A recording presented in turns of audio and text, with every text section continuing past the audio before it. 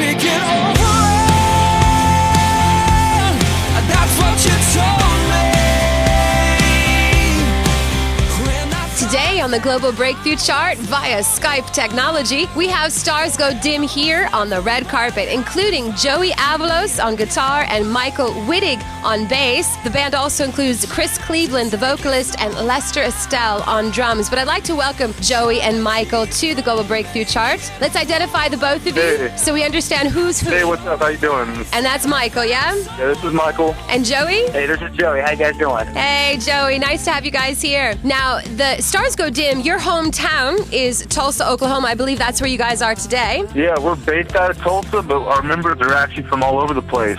Joey lives in Phoenix, Arizona. Lester's from Kansas City, and Chris and myself are from Tulsa. So we're from all over, but we claim Tulsa as our home base. It's a cool home base, home of some really great radio, by the way.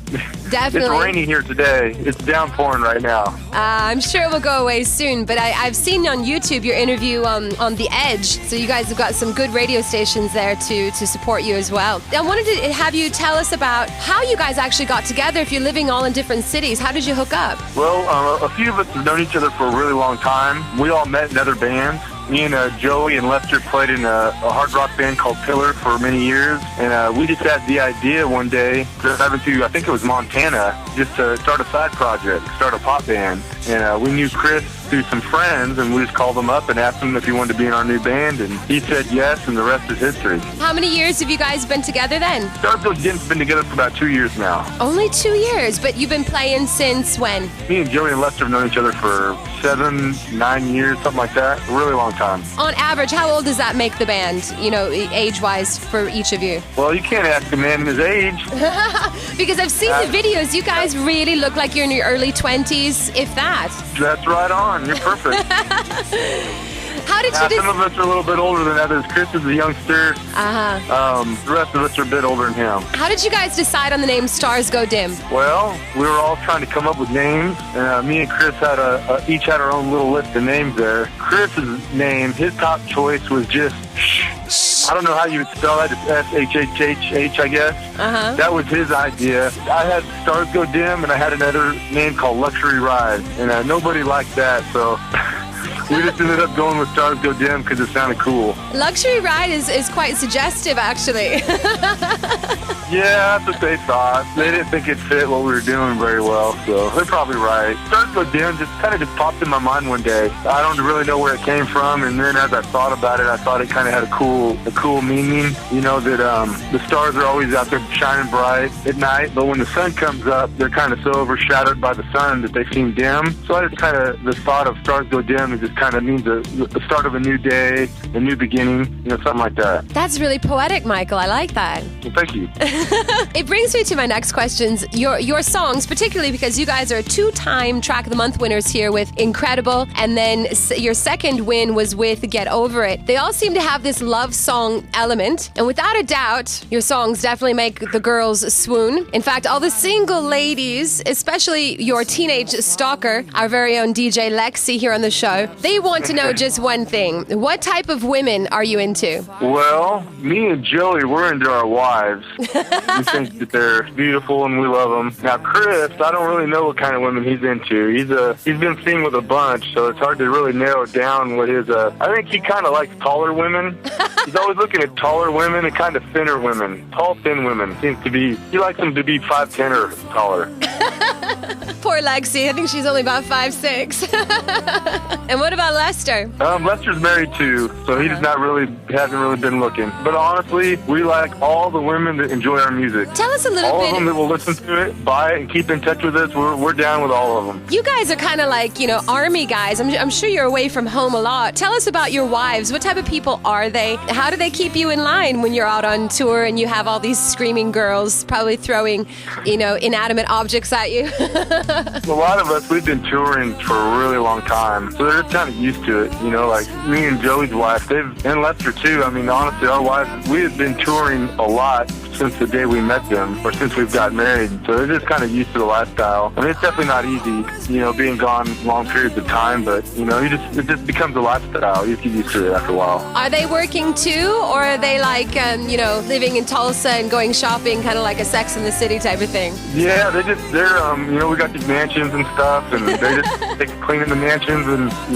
keeping stuff going while we're gone, counting our money, all that kind of stuff. I think it's absolutely brilliant that you guys are very forward about the fact that you've got really great women behind you. They always say it's behind every great man is an even better woman, and it sounds like that's the case with you guys. Would love to hook up with your girls one day to even get them on the show and talk about what it's like, being the wife of a successful... I don't know about that. They might have too many stories for you that we don't want you to hear. Well, that's exactly what we want to hear.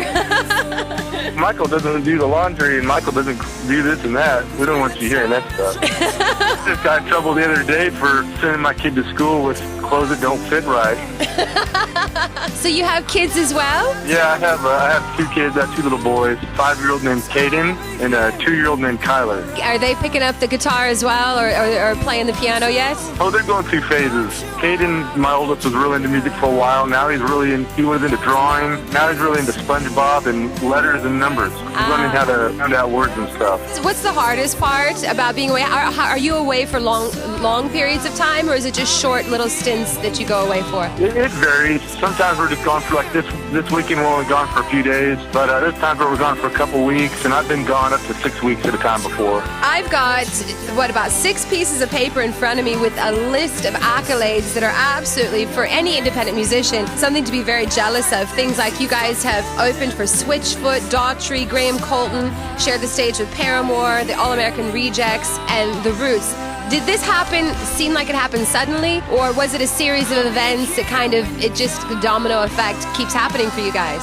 It's all pretty sudden. We're kind of amazed by the stuff that's happened, and how fast. I think a lot of it's due to the fact that we've been doing music for a long time. It's not our first band, and we just have a little bit of experience on how to get things out there, and I think that's a lot of it. If you could credit one person for being kind of the wind beneath your wings for this band and actually creating those opportunities for you, who would that be? I don't think we could pick just one. There's been a lot of people really supporting Stars Go Dim from the beginning. A lot of people here in Tulsa, the media. We have some investors behind us that's been a big support, and there's been a lot of people. I think that's honestly one of the main reasons that we've developed so quick is we've got so many great people and fans too.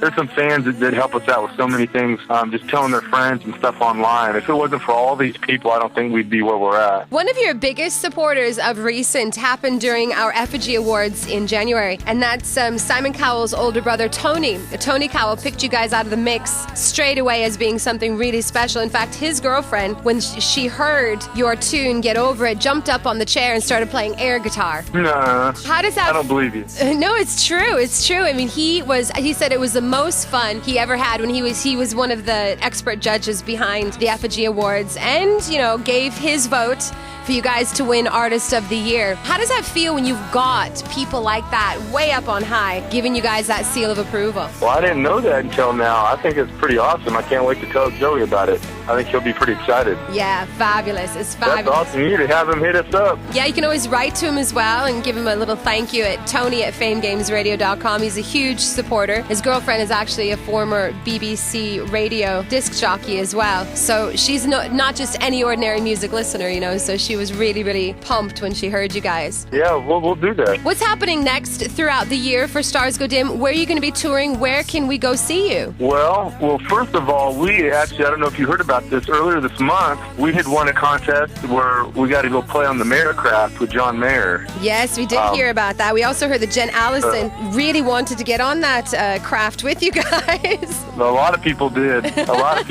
But we had a blast. We got to meet John Mayer, and we had the opportunity to play 3 times on the cruise, and it was great. So we're still kind of up in the clouds about being able to do that. Next, right now, is honestly, we're just playing shows and getting ready to release our first album.